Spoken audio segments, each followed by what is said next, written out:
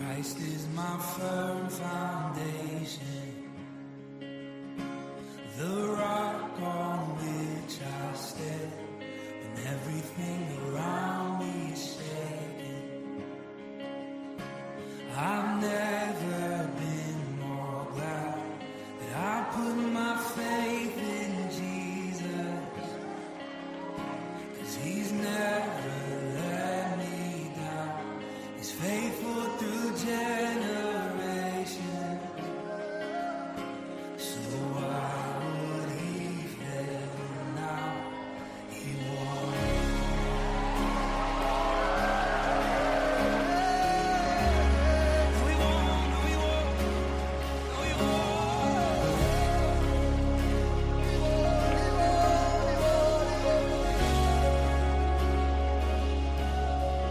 I've still got joy in chaos. I've got peace that makes no sense. And I won't be going under. I'm not held by my own strength. 'Cause I live my life on Jesus. He's never let me down. He's faithful through every season.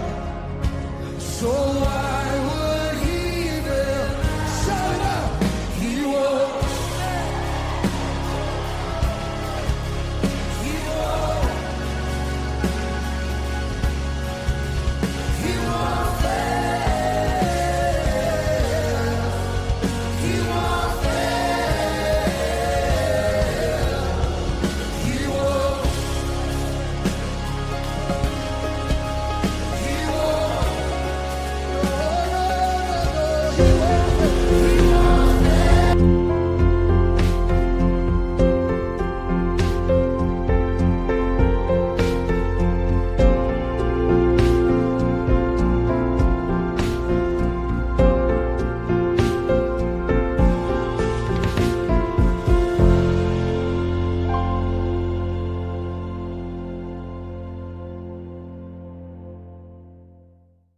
My name is Samuel Latiga, and I'm here to introduce to you a community that I have found very useful.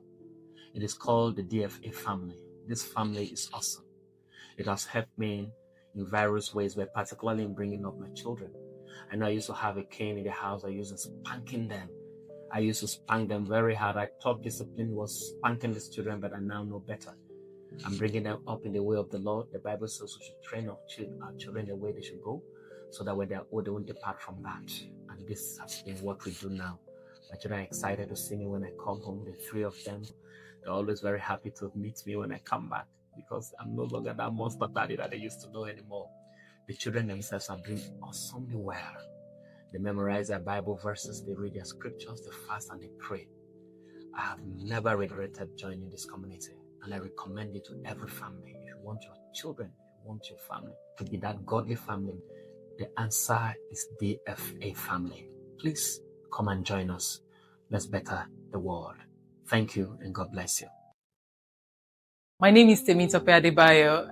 I joined the DFA family 3 years ago, and I must say it's been an amazing journey. From my family to my daughter, I've learned a lot. I remember having the one-on-one session with Mrs. Oluwatoyin Obo, and it's been an amazing journey. And I must say I've been able to navigate difficult times and emerging stronger over the years. Thank you, DFA. And if you're listening to me, Discipleship Family Academy is a place to be. Thank you. Welcome everyone to day 5, session 2.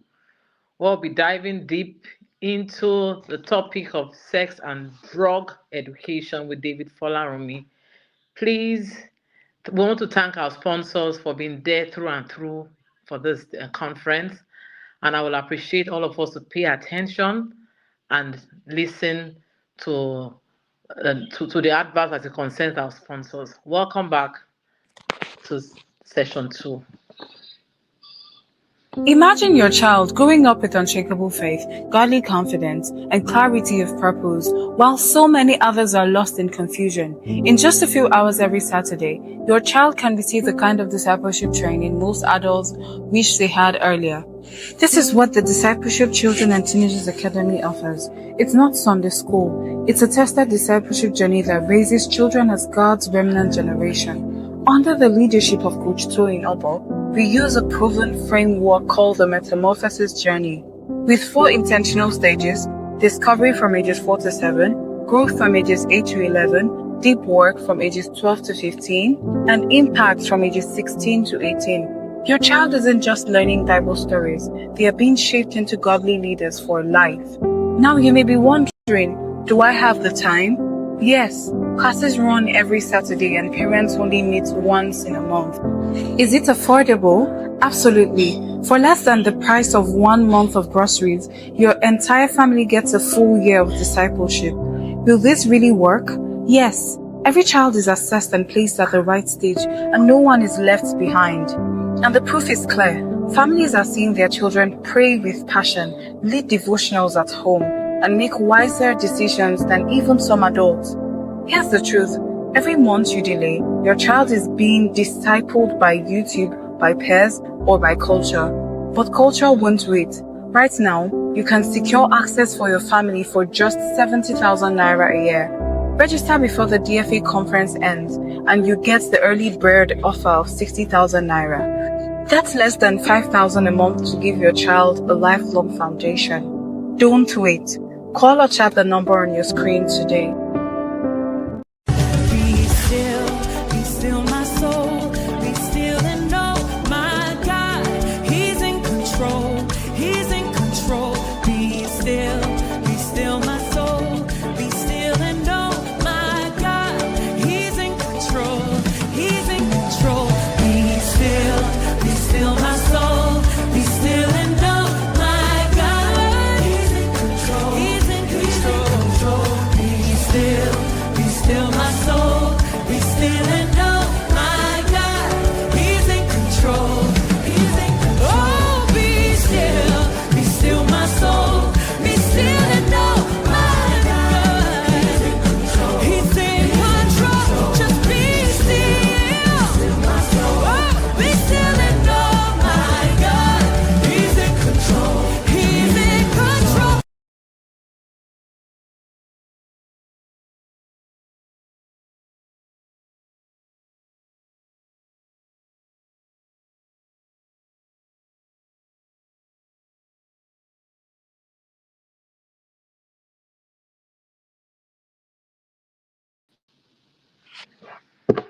Welcome back, everyone. Welcome back. Remember to follow us on our social media handles.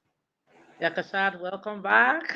Thank you. Thank you. I'm grateful. I'm fine. Remember, subscription is there, 60,000. Take advantage.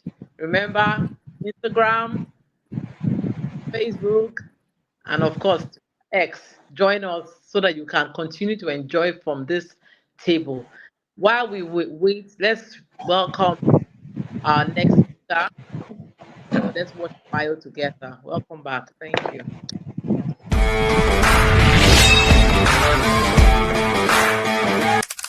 David Folarin is a Christian economist, public speaker, writer, and certified counselor specializing in addiction recovery and substance abuse rehabilitation. With a master's degree in applied social psychology and an economics degree from Covenant University, he holds a postgraduate diploma in international management from Brunel University, UK. He is the founder of the David Folarin Foundation and executive director of the Life Free Renewal Center, where he advocates for drug abuse awareness and policy reforms. David is a certified John Maxwell coach, a member of ISSUP, ASAAHN, and CIND, and an ambassador for Drug Free World.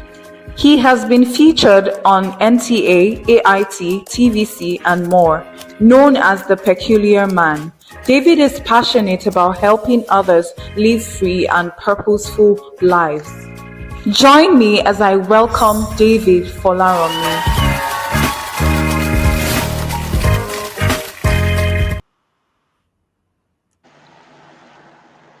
Welcome, Wow. Good evening. Good evening. Good Welcome, evening. coach. It's Thank good you. to have you this evening. Good to be here. Good to be here. My Yeah. pleasure. Yes. Thank you very much. Thank you. So you can jump right in. Oh, Welcome. excellent. Excellent. Good evening, Yes. everybody. Good evening, everybody.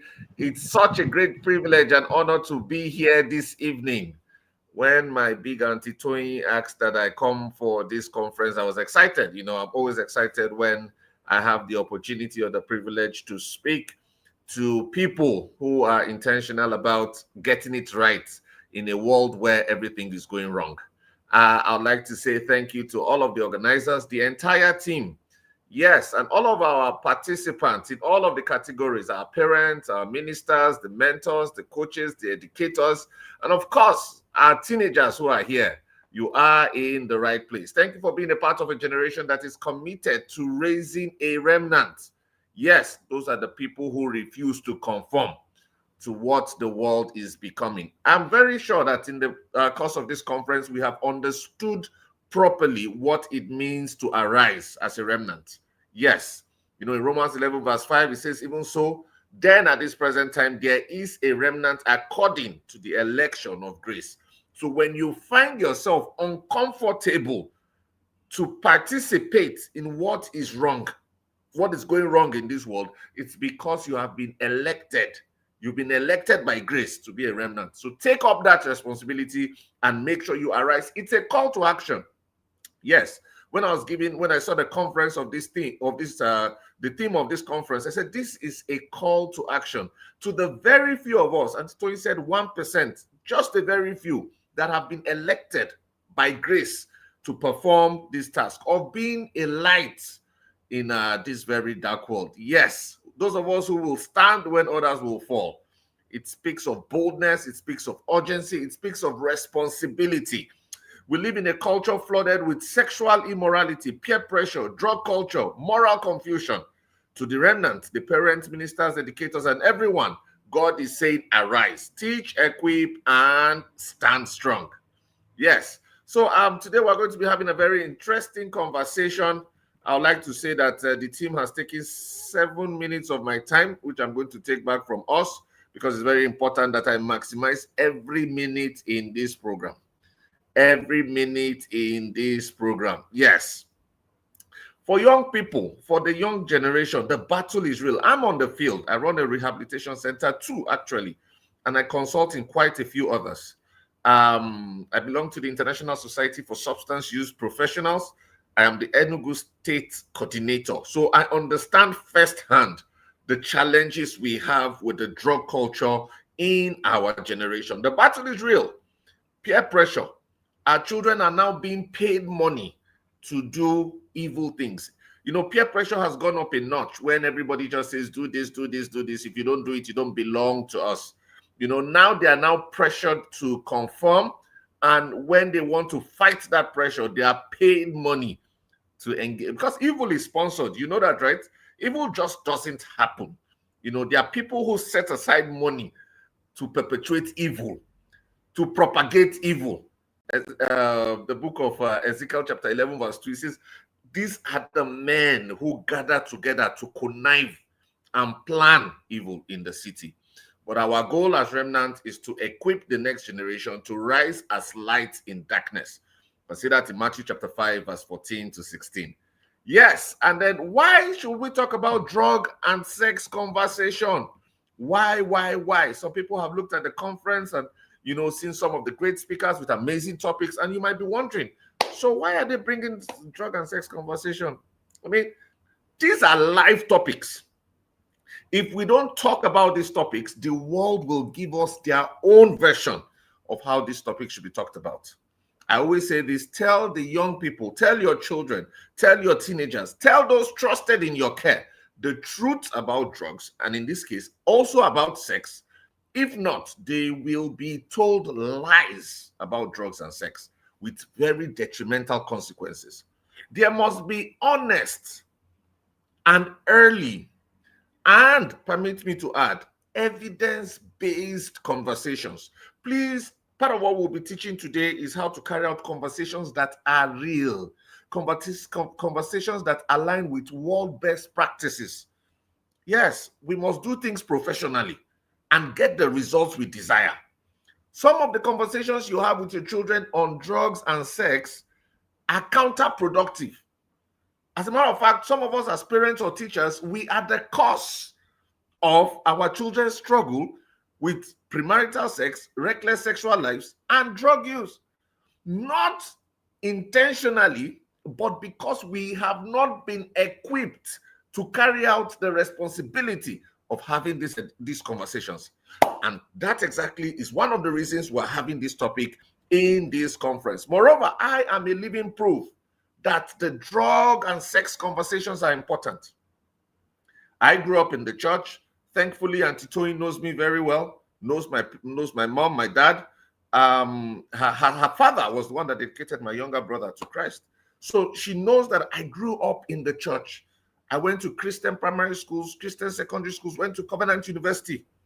Ironically, I got exposed to drugs on the grounds of Covenant University. Like I always say, this is not me demarketing my alma mater. Sorry, Nigeria has done what Nigeria knows how to do best, but I'm sure it will come on very soon. This is not me demarketing my alma mater. This is me telling everybody gathered here today that irrespective of where you take your children to, they will be exposed to social vices, including drugs and sex. Because there I was, my parents put me in Covenant University with the aim that I'll be shielded and guided from some of these social vices. But how wrong they were. As a matter of fact, I am coming up with a lot of people have said I shouldn't post it, but I'm going to post it very soon. For those of you that follow me on social media, I'm coming up with a list of the private universities with the highest prevalence for drug use and reckless sexual activities and other social vices. It will interest you to know that 7 out of 10 of them, 7 out of 10 of them are mission universities. Yes, you heard that right. 7 out of the first 10 universities with the highest prevalence of substance use are mission universities. And there I was in one of these mission universities that I should have been guided and protected from getting involved with substance use. Right on those grounds, I got introduced to substance use. You can imagine how many other people would have gone there just like me, naive, innocent, going to a place where you believe that you're going to be shielded from these things, and voila, you're introduced to things that you didn't even want to know about. But then I didn't use that day. I went back to my hostel. But do you know what had happened? Do you know what had happened? The Bible says, when men slept, the enemy came and sowed tares. So you see, the good seed that we plant as parents, if you don't complete it by having these conversations, these drug and sex conversations, then an enemy will come and sow tares in your absence. And those tares will grow up, germinate, and choke the trees, the seeds you have already planted. This is why we must have these conversations. I eventually went to the United Kingdom for my master's degree. Like was said in my introduction, I did a postgraduate diploma in international business and management. And then I was supposed to proceed to start my master's degree, which I started. But then I had become a drug addict along the line. I'd become a drug addict. I got involved with 2 of my friends, well, 2 of my flatmates, not friends, but 2 of my flatmates who were using drugs and all of that. And the pressure was real. The pressure to engage in substance use was as real as it can be. The pressure to engage in substances was as real as it can be. And just like I was saying, we need to have these conversations. Yes, you can't shy away from it. You can't shy away from it because the Bible also says of the sons of Issachar were men who understood the times and the seasons we belong. Ladies and gentlemen, it will interest you to know that we belong to the times and the seasons of substance use. We belong to the times and seasons of substance use. It abounds in our society, in every nook and cranny. There's no hiding. There is no hide. Look, the only way you can hide your children from using substances is if you birth them in your bedroom and you take care of them till they are adults and mature inside your bedroom. But the moment they get out of your sight, there will be some influence, and some of it will include drug use and reckless sexual activities. Yes, we must wake up to this task. I was a young boy in London going to school and working because I didn't want to stress my parents to be collecting pocket money. I took up a job in an old people's home. One day in December of 2010, one of my flatmates said to me, "Why can you be going in winter to go and take care of old people? Look at you, African man, going to go and clean poo-poo and vomit." And I said, "Well, it's an earnest living."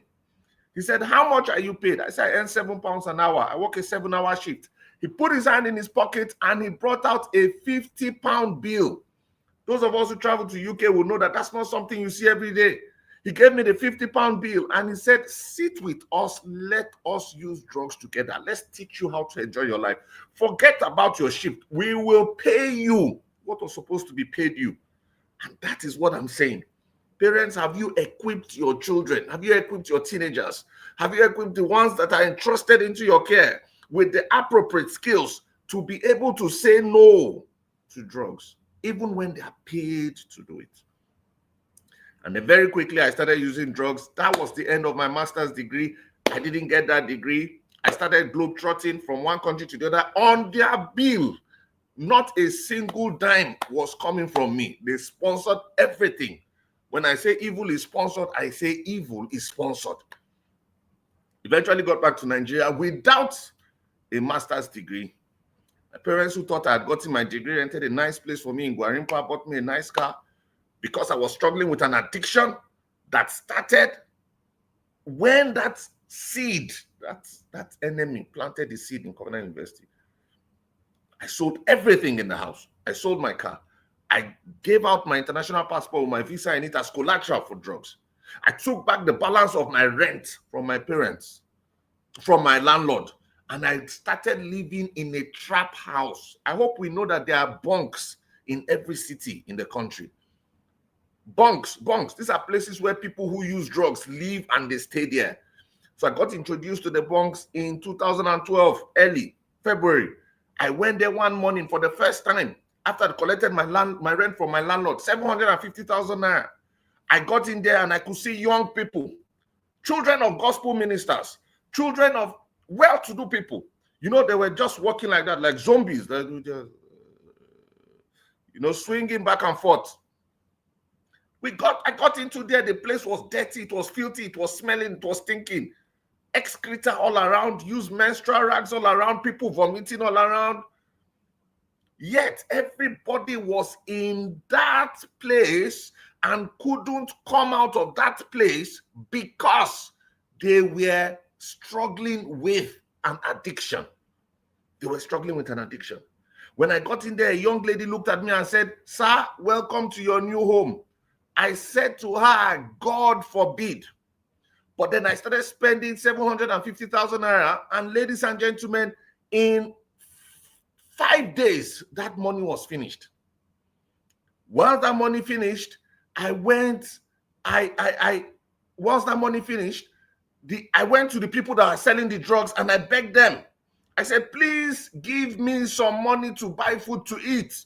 They said, "No, we're not giving you any money to buy food to eat. As a matter of fact, you have to go and look for where you're going to eat food from." And then they gave me an empty carton. They said, "Go and look for where you are going to sleep. Go and look for where you are going to sleep." And I carried that empty carton and I went to the corner of the bunk and I laid it there and I lay down to sleep. That night, I cried out like I've never cried before, because in 5 days I'd spent everything. I had no money, nothing. You know, this was me who had the 4th best JAMB result in the country, the best in my state. I had multiple options of universities I could go to. I had been reduced to less than a morsel of bread. sleeping with what the worst the society had to offer. For lack of time, I can't tell all of this story because we need to get into the teaching. However, I met a young girl who was 17 at the time. She was pregnant because a lot of people who struggle with addiction, especially the young ladies, and that is why the drug and sex conversation go hand in hand. They go pari passu. The girl was pregnant. I asked her how, because she could speak Hausa language. She was born in Kaduna State, so I was. So we became friends. She told me how a friend introduced her to drugs. And then when she didn't have money, she had to sleep around. And then she eventually got pregnant. Then her uncle disowned her. She was living with her uncle in Abuja. This girl gave birth to a bouncing baby boy in that dirty, filthy, stinking place. And 2 weeks after she had the baby, the urge to use drugs came very strongly. And then I sat next to her on a piece of wood. She was breastfeeding she was breastfeeding her child. And she was telling me in Hausa language she needs to smoke. She needs to take some cocaine. I said, no, just you are breastfeeding, take it easy. And then one of the people who sell the drugs overheard us and asked her, will you sell your baby? When he said that, I was expecting her to get angry and slap him and say, how dare you say a thing like that? But then I looked at her and I saw her forcefully removing the sucking baby from her breast. And she asked, how much would you pay me for the baby? And right before my very eyes, she traded her baby for drugs. The things I saw in the bunk, some of them till this very day I've not been able to say. I lost 4 of my friends, including another Covenant University student whose father was a pastor, his mother an elder in the church. He died of an overdose. And then 3 other people, including a 19-year-old girl. Now, let me say something to you. Every time I return to Abuja, I go back. Since Jesus saved me from drug use, every time I return to Abuja, I go back to the bunk to witness Jesus and carry out outreaches by sharing materials and things that are needed, medical supplies and all. Do you know that in my last visit to Abuja a few weeks ago, some of the people that I met in 2012 are still in the bunk till this very day. Some of them are still in the bunk. This girl that sold a child in 2012 has sold 3 children afterwards. So it has now become a system where girls get pregnant and in anticipation of selling their children in exchange for drugs. What a world. What a world. What a world. It took me 7 gruesome, painful years in the bunk. 7 unproductive years. One of my friends who they called Junior came in from UK. He was a student of Aston University. A genius. At the time, he was into robotics. I'm talking about 2012. These robotics were all shouting AI, robotics, this, that, this. In 2012, he was making robots at the age of 21. Got introduced to drugs. And what happened? One day he said to me, David, let's go and look for money to buy drugs. I said, I don't have time. I'm not feeling fine. I'm not feeling well. He said, okay, I'll go. Whatever money I get, I'll come back and we'll use together. He went. He didn't come back the first day. He didn't come back the second day. The third day at about 4 a.m., I was up and thinking, what could have happened to Junior, only son of his parents, due to go back to the UK in a few months. A young girl ran into the bunk. She looked at me and said, they don't kill your friend now. I said, kill my who? Kill my friend? How? She said he went to steal money. He went to steal money. And before, not money, he went to steal jewelry. So he can, because people in the bunk go out to steal, go out to do all manner of things, bring the money back. Before he could introduce himself, if I call his son name, everybody on this platform, at least 90% of us will know the platform. He was beaten to death and burnt to ashes. That was how that destiny was destroyed. That was how that destiny was destroyed.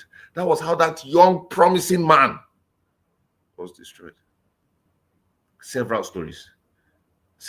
Like I said, I run 2 rehabilitation centers. We have 14-year-olds, sons of pastors, struggling. Some people paid a courtesy visit to my place last 2 weeks, and they saw some people in chains. When they saw them in chains, but heard the way they were speaking, they said, well, David, this person is speaking very well. I said, do you think it's people that don't speak very well that are in rehab? Some of the brightest minds. Do you think devil goes for empty vessels? Do you think devil goes for empty vessels? Some of the brightest minds, people I grew up in Sunday school with in church. People, I started preaching the Bible at the age of 8. Those are the people we have in rehab. Not dullards. Intelligent people with substance. That's what devil is looking for. And devil can only get an inroad if you have not guarded the gate. And you can only guard the gate by having these conversations.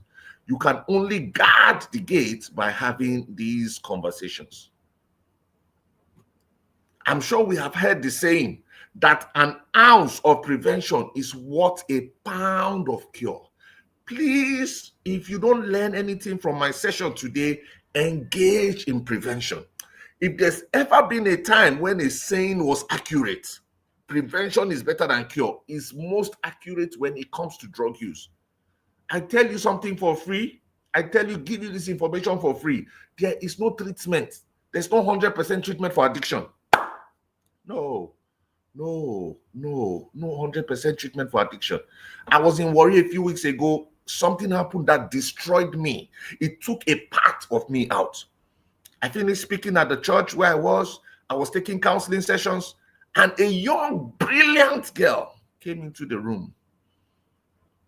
And when she opened her mouth to talk, Queen's English, and she said, sir, I was exposed to sex at 4 years old. 4 years old. She said, as I speak to you now, I have lost count of how many men I have slept with. She said, sir, I started masturbating at the age of 7. And she said, right now I am 14.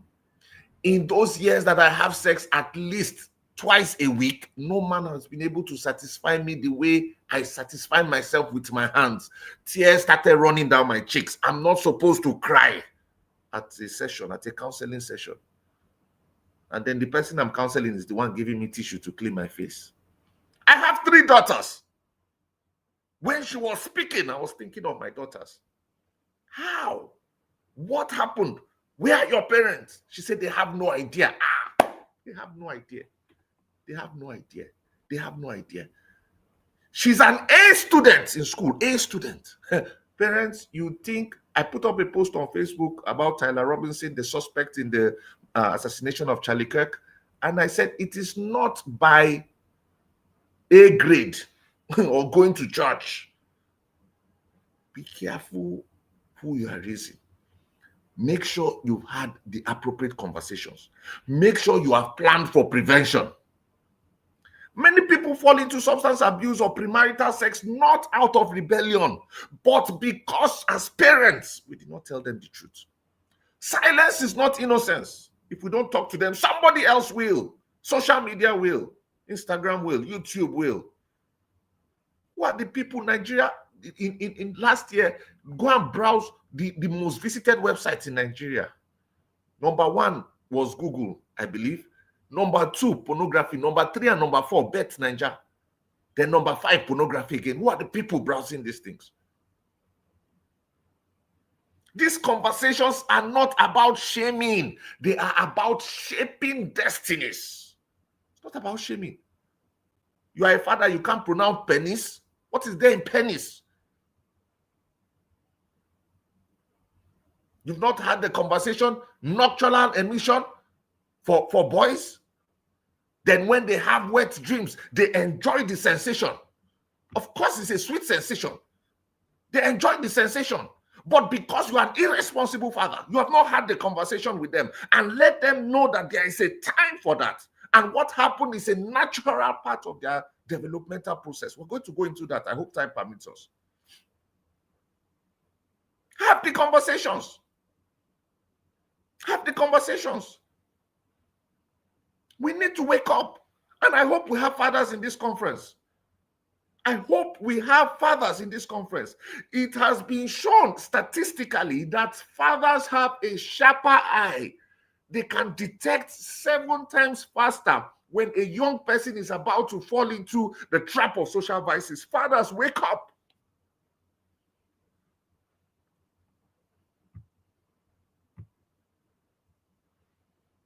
Drug and sex conversation is about preservation. It's not just about information. It's about preservation. Our goal is to build resilience, not fear. Drug conversations involve open, now listen, age-appropriate discussions about substance use, its dangers. Now peer pressure is a drug conversation. And then, of course, healthy choices. I'm already teaching my 5-year-old daughter healthy choices. Sex conversations refer to discussions about human sexuality, relationships, boundaries, abstinence, consent. God designed for sex. Open your mouth and have these conversations now. Why are you doing this if you are not doing these conversations? Why?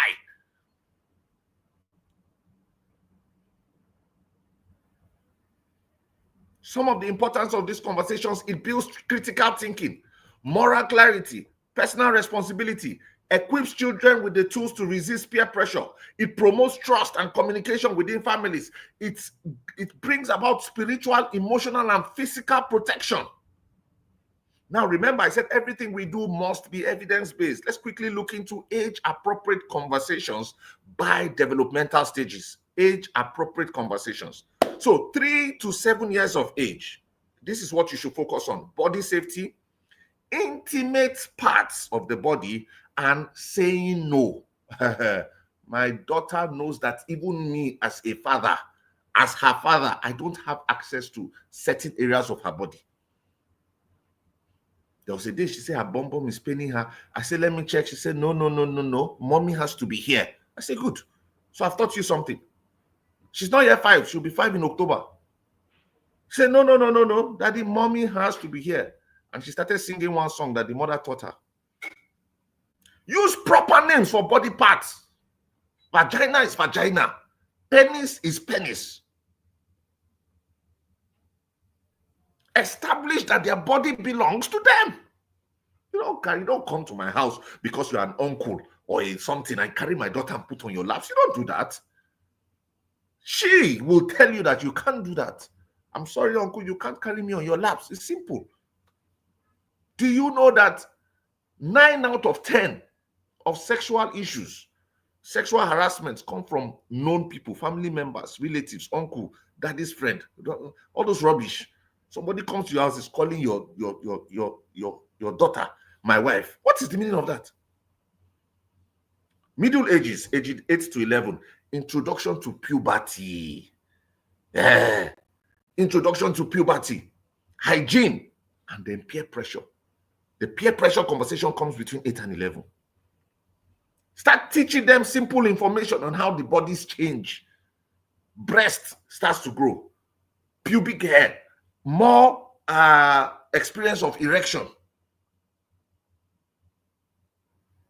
Teach them about the influence of media and friends. And then start the discussion on the concept of choices and consequences.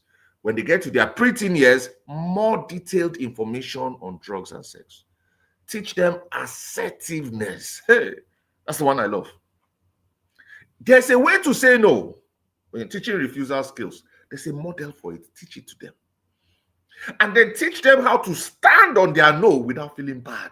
Daniel chapter 3 verse 18. O king, we are not careful to answer you in this matter. We are not careful to answer you in this matter. If you want to on the fire, on the fire. Have your children gotten to the stage where they say, if I perish, I perish. I'm not going to smoke. Assertiveness. Teach them about hormones.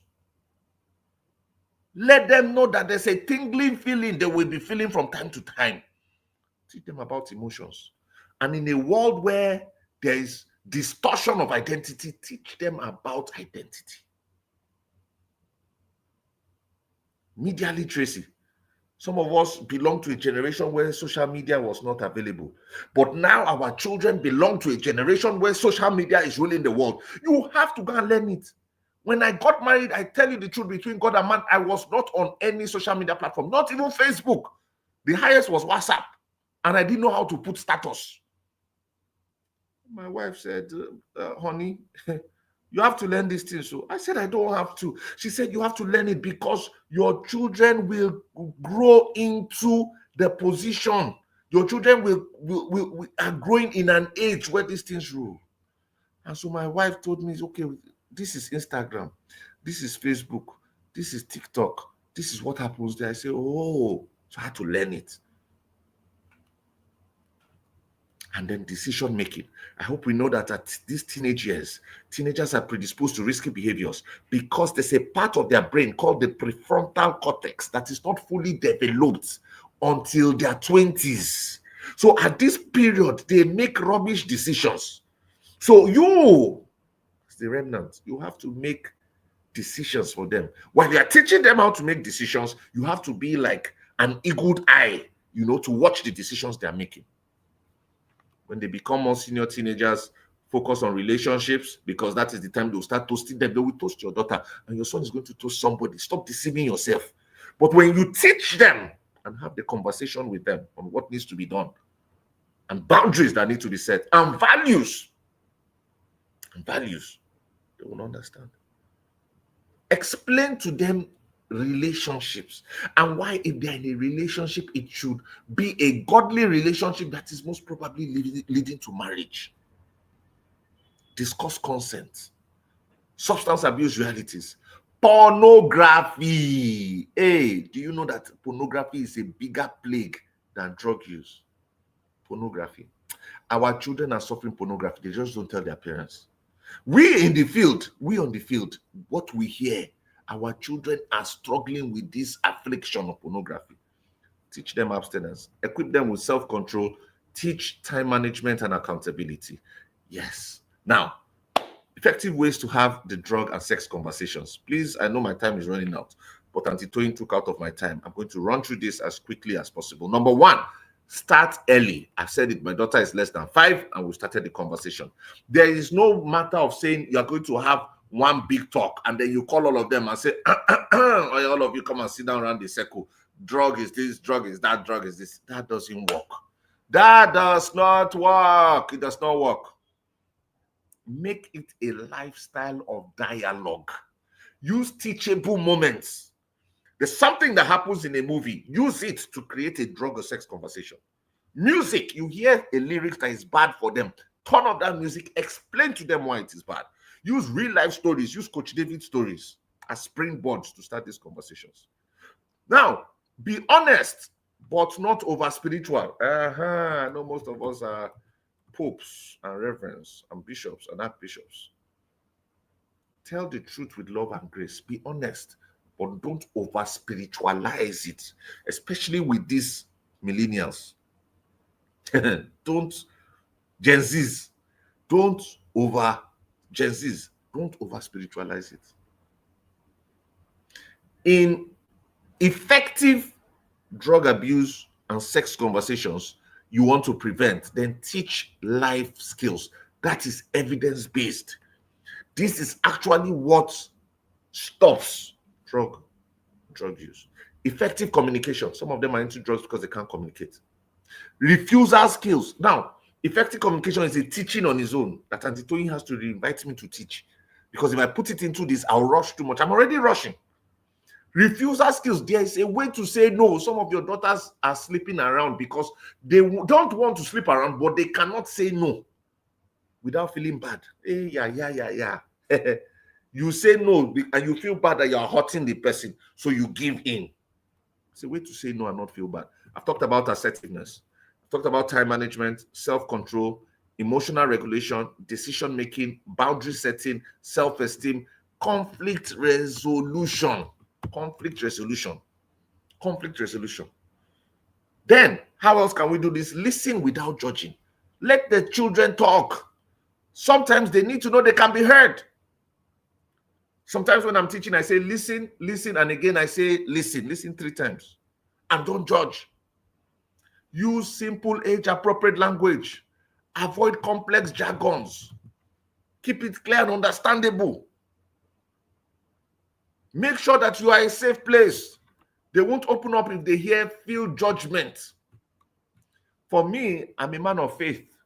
Our rehabilitation center is a faith-based rehabilitation center. Everything we do is drawn from scripture.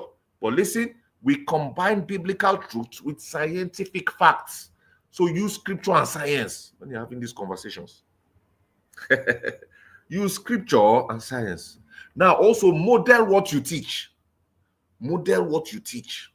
Your life speaks louder than your words. They are watching you. I was saying somewhere that a group of Harvard professors came up with a research, a study. Do you know that addiction can be transferred from one generation to another? Now it is embedded, it is encoded in their genes. So a father or a grandfather might be struggling with an addiction to drugs. You find out that the son is struggling with an addiction to pornography, and then the grandson is a kleptomaniac. So make sure it stops with you, otherwise you'll pass it on to the next generation. And then don't ever neglect the place of prayer. Pray with them, pray for them, cover their minds and their hearts with prayer regularly. Some of us as parents, we don't, some ministers don't pray anymore for their congregation. Now, we're closing soon. What are the things we avoid in drug and sex conversations? What are the things to avoid in drug and sex conversations? Number one, I've been shouting it and shouting it and shouting it. Avoid scare tactics. Hey, the women here who will bear me witness, our mothers told us that if you are walking and a boy should just brush you, you are going to get pregnant. Hey, scare tactics. Do you know what happened with that? You were in the market one day and then everywhere was choked and then your hand brushed like 10 men. Then you still saw your period and you didn't get pregnant. So you said, Mommy is a liar. And then you said, okay, Mommy lied about my hand brushing somebody. What else did she lie about? And then you go and kiss. And from kissing, you touch. And from touching, you do the do. And then that's how unwanted pregnancy came. Don't use scare tactics in drug and sex conversations. Use evidence-based facts. Don't use scare tactics. If you smoke, you are going to run mad. When they are seeing Davido and Wizkid smoking, and Wizkid does not run mad, then they say you are a liar. And then you lose trust, you lose confidence, you lose respect. Don't. There's no one Baba Adubo that is smoking somewhere. He has not run mad. He has lived to 70, 80, 90. And then you, holier than thou, prophetess from the era of Jeremiah, is coming to tell them that if they smoke, they'll run mad. Then they will now go and smoke. And say, but I didn't run mad. So, okay, since it's I smoked paper, let me smoke cigar. They smoke cigar, they cough. They cough. They still smoke. They didn't run mad. Then they smoke Igbo. Then they smoke Kolos. Then before you know it, you're looking for Coach David up and down the place to come and help your child in rehab. Don't use scare tactics. It's not effective. Number two, do not avoid the topic. Silence is not innocence. Get on it head on. Take the bull by the horn and have this conversation. Number three, I've said it already, over spiritualizing. Don't say just pray about it. I'm a man of prayer. We pray, but don't say that. Give them tools and truths. Don't say just pray about it. My family was a family of prayer, but they sent me to Covenant University without having these conversations with me, and I fell victim and lost 7 years of my life. Number four, avoid judgmental languages. Shaming discourages openness. And if your children are not open to you, then you don't know what they are going through. Giving too much information too soon. Please follow their developmental stage, not your fear. So nothing on heaven's earth can make me tell my 4-year-old daughter now about drugs and alcohol. But I've started the conversations with her. I started teaching her delayed gratification. Do you know how I do that? So I have 3 daughters, right? Zoe is the first, Zendaya is second, Zuri is third. Now let's forget about Zuri. She's still a tiny thing. Zoe has a lot of energy. She's always awake. Zendaya doesn't play with her sleep. I get back from work, most probably Zendaya is asleep. And as usual, daddy brings goodies for them. Zoe wants to open her own at that time. And I say, no, you can't open it. Because when Zendaya is eating her own, you have Oju Kokoro, longer throat. So wait for your sister to wake up the next day and you have it. That is delayed gratification. And that is an evidence-based drug and sex conversation. Delayed gratification. And now she has learned it so much that if I get back with goodies, and her sister is sleeping, she doesn't bother to ask. So she's already learning self-control at the age of 4. But I'm not teaching her, this is a cocaine, this is a beer, this is a dish. No, age appropriate. One-off talks do not work. It's not a one-off conversation, it's an ongoing relationship. Preaching instead of teaching, again, to our pastors and our pastor missus. Don't lecture, teach with engagement, have a conversation. It's called conversation. I have books on drugs, conversation with your sons, conversation with your daughters. You see that I made it in a way it's engaging. Then update your knowledge. These things evolve. It's for lack of time. We'll have been showing you some of the drugs that are used now. Do you know that the drugs that were used 5 years ago, we don't have them now? We have new sets. These ones don't smell. They don't smell. I posted something on my Instagram, my WhatsApp. Dispatch drivers now deliver drugs to people's homes. The 14-year-old boy that was brought to our rehabilitation center 3 months ago started using drugs through cake. We went to his school, an SS1 class. We tested everybody, 19 out of 25, all on drugs in SS1. In SS1. Update your knowledge. Find out how drugs are being circulated in the society. Be informed. Know what is trending among the youth. Then this is another one. Don't assume that it's not your child. Hey, Auntie Toyin, help me tell them after my class. Don't assume that it is not your child. I see this every day. No one is above influence. Be proactive, not reactive. And then do not use guilt or fear to control. Empower your children. Don't manipulate them. Don't use guilt or fear. Don't manipulate them. In closing, I've jumped a lot of things.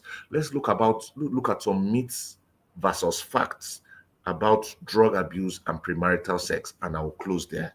I've taken a few minutes out of my time, but it's just the one that they took from my time before that I collected back. Everyone is doing it. Most teens are not using drugs or having sex. Not everybody is doing it. So I'm a prevention practitioner, and I always tell my colleagues, don't go there and say that everybody is doing it. No, not everybody is doing it. There are people who are actually doing the work with their families and their children, and they're doing very well. You also can have the conversations and make sure your children don't belong to the number that are doing it, but to the many that are not doing it. Some people say that talking about it encourages it. That's a lie. Talking prevents risky behavior. Some of you say, if I talk about sex, it won't make them curious. I want to go and have it, because you don't know how to. The Bible says there's a way. There's a way that seemeth right. They also say that the labor of the foolish wearieth him, because he does not know the way.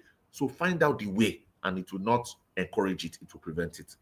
Number 3, Christians don't struggle with this. My 2 rehabs are filled with Christian brothers and sisters. Many church children suffer silently due to lack of shame. Shame or lack of support. Number 4, marijuana is safe because it is natural. It is a lie.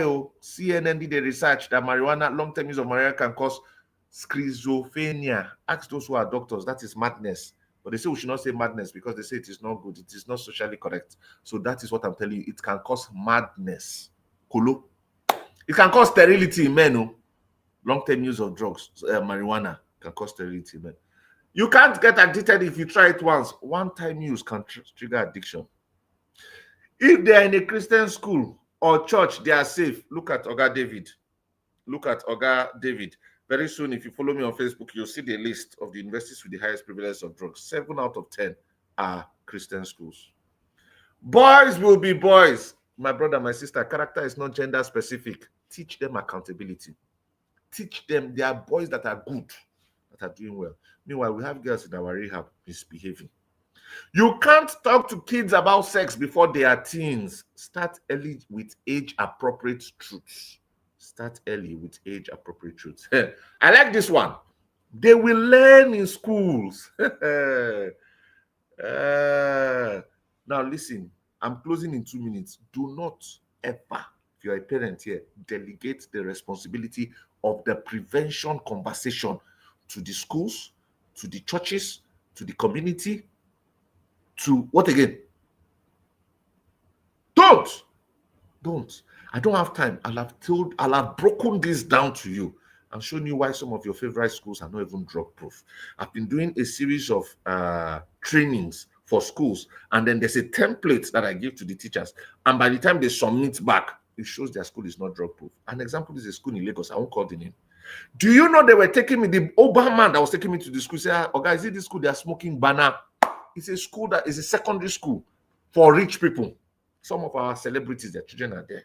When I was going, there was a young girl who was addicted to cocaine in secondary school. By the time we carried out the investigation, she had gone so far that her kidney, one was already damaged. Liver was already fatty because of alcohol. She was 14. She was 14. She had to be flown out to India for operation. Those are the schools that you are leaving because you paid 3 million, 4 million, 5 million. You think they're going to teach them drug and substance use conversation. You better wake up and do what you're supposed to do. Finally, I didn't have all these talks and I turned out just fine. You turned out just fine. You turned out just okay. Careful, careful, careful. Many other factors could have contributed to you turning out seemingly just fine. So please have the conversations. Remember, I said, this is a call to action. This is a call to action. It's not about feeling different. It's about being intentional. Call to parents and mentors. Please, I can kneel down for you. Step into your role as the first and most trusted teacher of your children. Step into that role. It's your role. Yes, you are talking to you. I'm pointing at you. It's your role. For teenagers who are here, you are not too young to choose wisdom. You are the remnant. Yes, you. Yes, you. Yes, you. You are not too young. Your mates are doing it. Your mates are distinguishing themselves and not conforming to this world. You can also do it. And finally, to our educators and our ministers, Ejo, Dala, Tori Olorun, use your platforms to raise the next Daniels, to raise the next Shadrach, Meshach, and Abednego, to raise the next Esthers. Use your platform. Use your platform. That's why God gave you that platform. That's why God gave you that platform. Please use your platform. Thank you very much. My apologies again for taking a few minutes more than my time. I had a great time here, and I look forward to being here again some other time. Thank you, and God bless you. Thank you so much, Coach. Thank you so much. This was a very humbling and let me say adoration. Call to action. Call to action. Please, do we have questions so that we can answer before he leaves? And I'm sure every time I have to like Whenever I listen to Coach David, it's always deep provoking and provoking. How it just makes you feel you're not doing anything you've not started, and truly we have not started. Remnants, please, let's arise. It's a call to action indeed. let's check if we have any questions. Can't see any yet. I can't see. I can't see any either. Well, thank you. Thank you so much for opening our eyes, and thank you for the experiences, because sometimes it looks like it's far, but it's actually not far. It's very much around. And of course, we need to keep doing the work, having those conversations, and of course, doing everything that we have control over doing. Thank you so much. God bless you. Thank you. Please remember to join the DFA. If you are not here in the family, I don't know where you have been, please join, because these are the kind of things you will learn. It's not a one-off thing. It's something that we are all going to be learning and getting better at, as to help our children, to help our teenagers. So I trust God to help us. Remember to join our social media handles so that you can get updates and, of course, learnings that would help your life and help the lives of your loved ones. Thank you so much, Coach David. It was nice having you. Thank you. God bless you. Thank you. See you all tomorrow. Same time, 6:30 and 7:30 p.m. tomorrow. Thank you so much. God bless you all. Let's pay some bills. Imagine your child growing up with unshakable faith, godly confidence, and clarity of purpose, while so many others are lost in confusion. In just a few hours every Saturday, your child can receive the kind of discipleship training most adults wish they had earlier. This is what the Discipleship Children and Teenagers Academy offers. It's not Sunday school. It's a tested discipleship journey that raises children as God's remnant generation. Under the leadership of Coach Toyin Obo, we use a proven framework called the Metamorphosis Journey. With 4 intentional stages: discovery from ages 4 to 7, growth from ages 8 to 11, deep work from ages 12 to 15, and impact from ages 16 to 18. Your child isn't just learning Bible stories, they are being shaped into godly leaders for life. Now you may be wondering, do I have the time? Yes, classes run every Saturday and parents only meet once in a month. Is it affordable? Absolutely. For less than the price of 1 month of groceries, your entire family gets a full year of discipleship. Will this really work? Yes. Every child is assessed and placed at the right stage, and no one is left behind. And the proof is clear. Families are seeing their children pray with passion, lead devotionals at home, and make wiser decisions than even some adults. Here's the truth. Every month you delay, your child is being discipled by YouTube, by peers, or by culture. But culture won't wait. Right now, you can secure access for your family for just 70,000 naira a year. Register before the DFA conference ends, and you get the early bird offer of 60,000 naira. That's less than 5,000 a month to give your child a lifelong foundation. Don't wait. Call or chat the number on your screen today. Be still my soul, be still and know my God, He's in control, He's in control. Be still my soul, be still and know my God, He's in control, He's in control. Be still my soul, be still and know my God, He's in control, He's in control.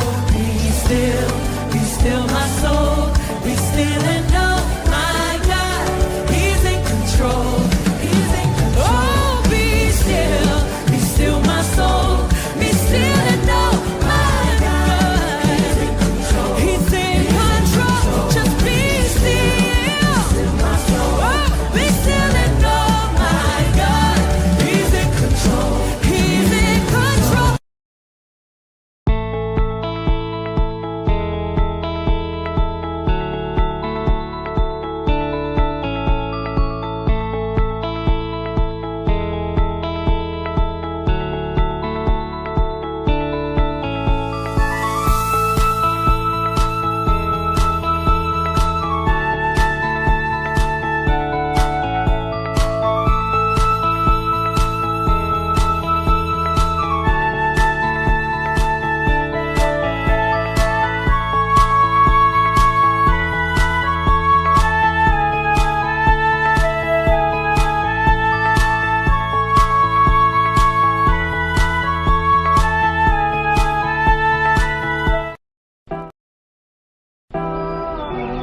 In the heart of Abuja, Nigeria, Jewel's Leading Light International School stands as a beacon of excellence, deeply rooted in Christian values.